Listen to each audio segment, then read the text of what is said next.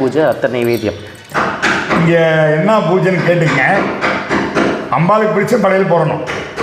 பிடிக்காத படையல் அம்பாளுக்கு போட்டால் நம்மளுக்கு பலன் கொடுக்க மாட்டாங்க. நீங்கள் கோடி கோடியாக பலன் கொடுத்தாலும் பிடிக்காத பலன் கிடைக்காது. இங்கே அம்பாளுக்கு போடுறது உதிரம் அவசியம்.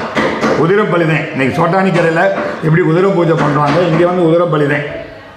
நம்ம கபலமே ஒரு கருப்பு கடை விட்டால் அது கபலம், ஆட்டுத்தலை கூட கிடையாது, கபலம். கபலத்தை வச்சு உதிரை வச்சு தான் பயன். இந்த உதிர பயன் என்ன இருக்கும், இந்த ருத்ரம் என்ன கிடைக்கும் அப்படின்னா, அந்த நொடிப்பொழுது இங்கே யார் எல்லையை மிச்சிட்டு போகிறாங்களோ அந்த நொடிப்பொழுது அம்பாள் கூட போய் உட்காந்துருப்பான். சர்வகாரியம் சித்தி பண்ணி கொடுப்பான். நீ அதுக்கு இதுவும் கேட்க வேண்டியதில்லை, எனக்கு அதை கொடுத்தா இதை கொடுத்தா இதுன்னு கேட்க வேண்டியதில்லை. சர்வகாரியம் நம்மளை சித்தி பண்ணி கொடுப்பான். அது எங்கள் பொண்ணோட யாரு மீண்டும் மீண்டும் சொல்கிறோம், நல்லா கேட்டுங்க. அம்பாள் நேரில் பார்க்கணும் அப்படின்னா நீங்கள் வந்து நம்ம கோயிலில் வந்து பார்த்தீங்கன்னா அமாவாசை பூஜை கலந்துக்குங்க. அந்த யாகத்தில் போட்டோ எடுங்க. நீங்கள் எந்த அம்மா ஆசைப்படுறீங்களோ அது என் மகன் அந்த கூத்தில் இருப்பான். இதை வந்து நடத்தி கொடுத்துருக்கா, நடக்க போகிறது சொல்லணும். சிவாயனம் தான்.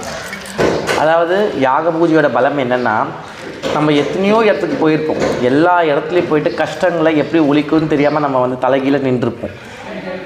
சில தேவதைகள் இப்படி தான் போடணும் வழிபாடு முறைகள் இருக்குது. அந்த வழிபாடு முறைக்கு எக்ஸாம்பிள் தான் இன்றைக்கி காட்சி. இன்றைக்கி நம்மெல்லாம் வந்து அகோரிகள் பற்றி பேசுவோம், சன்னியாசிகள் பற்றி பேசுவோம், நாகாசாதுகள் பேசுவோம், தாந்திரிக் வித்தையான சோட்டானிக்கரை பகவதி அம்மா பற்றி பேசுகிறோம். ஏன் எல்லாரும் அவங்க அந்த வழிபாடில் இன்றைக்கி ஸ்டாண்டாக உட்கார்ந்தாங்க. இப்படி தான் இந்த வழிபாடை யாருக்காகவோ எதுக்காகவும் நாங்கள் மாற்றவும் முடியாது. ஏன்னா ஆதி காலத்தில் சிவபெருமானே அம்பிகைக்கு வழிபாடு ஆரம்பித்தது. இந்த மாதிரி அந்த காலபைரவரே ஆரம்பித்தது, அத்தனை சன்னியாசிகளே ஆரம்பித்தது. அந்த மாதிரி அத்தனை தாந்திரிகர்கள், அத்தனை மாந்திரிகவாதிகளுமே அத்தனை காபாலிகள் சொல்லுவாங்க. அந்த காபாலிகள் பூஜை தான் நான் எடுத்திருக்கேன். அந்த காபாலிகள் பூஜை தான் இன்றைக்கி நான் வந்து பண்ணின்னு இருக்கேன். அந்த காபாலிக வம்சம் தான் அகோரிகளே சொல்கிறாங்க. அப்போது அந்த காபாலியர்கள் வந்து இந்த கலியுகத்தில் இந்த நிமிஷம் வரைக்கும் நம்ம பேசப்பட்டோம்னா அவங்க அந்த காலத்தை செய்த பூஜைகள் தான், அந்த பரிகாரங்கள் தான் தேவியே அகமகில வச்சுருக்கு. இன்றைக்கும் வந்து அதனால் அவங்க சித்தி அடைஞ்சிருக்காங்க, மற்றவங்க நன்மை பயந்துருக்காங்க. நல்லா புரிஞ்சுங்க, மாந்திரிக பூஜை என்பது நம்ம மட்டும் நல்லா இருக்க மாட்டோம், நம்மளை சுற்றி இருக்கிறவங்க, நம்ம அந்த வேள்விக்கு வரவங்க, அந்த யாக வேள்வியில் வந்து எவரெவர் உட்காரணும்னு நினச்சா சாதாரணமாக யாராலும் வந்து உட்கார முடியாது.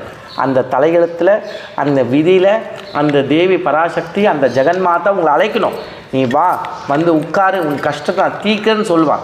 அவங்களால மட்டும்தான் அங்கே யாக வேள்வியில் உட்கார முடியும், அந்த பலியில் கலந்துக்க முடியும். அதனால் நம்ம எல்லா இடமே பேசுகிறாங்க, எல்லா இடத்துலையும் போய் காசு கொடுத்து நீங்கள் ஏமாந்து எங்களுக்கு ஃபோன் பண்ணி எங்களுக்கு ஒன்றும் பண்ண போகிறதில்ல. சரியா? இங்கே வரணுன்னா நீங்கள் பயபக்தியோட ஸ்ரதையோட விரதமிருந்து இந்த மாதிரி பரிகாரத்துக்கு வரும்போது அதோட பலன் 100% இல்லை 101% உங்களுக்கு சக்ஸஸ் தான் கொடுக்கும். இப்போ வெளிநாட்டு வாழ்கிற பசங்களுக்கு சொல்கிறோம், நல்லா கேளுங்க. வெளிநாட்டில் இருக்கிறவங்க எல்லாருமே என்கிட்ட கேட்குறீங்க, காளி பூஜையில் என்ன பலன்? என் செல்லமங்க சொல்லியிருப்பான், காளினால் பத்திரகாளினால் எல்லா பலன் அப்படின்னு. உங்களுக்கு நடக்காத காரியம், முடியாத காரியம், எனக்கு நான் எல்லா இடத்துக்கும் போய் பண்ணிட்டேன், எனக்கு நடக்கலை அப்படின்னா அம்பாவை வந்து ஒரே ஒரு தடவை வந்து பாருங்கள். நடக்காத காரியம், எது முடியாத காரியம் அப்படி இருக்கா, என் செல்லமங்களை ஒரு தடவை வந்து பாருங்கள். நடத்தி கொடுத்த பிறகு எல்லா இடத்துலையும் போய் பரிகாரம் பண்ண செய்யும். ஆனால் பூஜை தான் நடந்தது. ஆனால் என் அம்பாள் வந்து என் வீட்டில் உட்காரல, இப்போ என் அம்பாள் என் கூட உட்காந்துருக்கிறான். நான் என்ன செய்யணும் கேட்குன்னு நான் வர சொல்லுவேன். சிவாய நம. ஜெய் மகா காளி.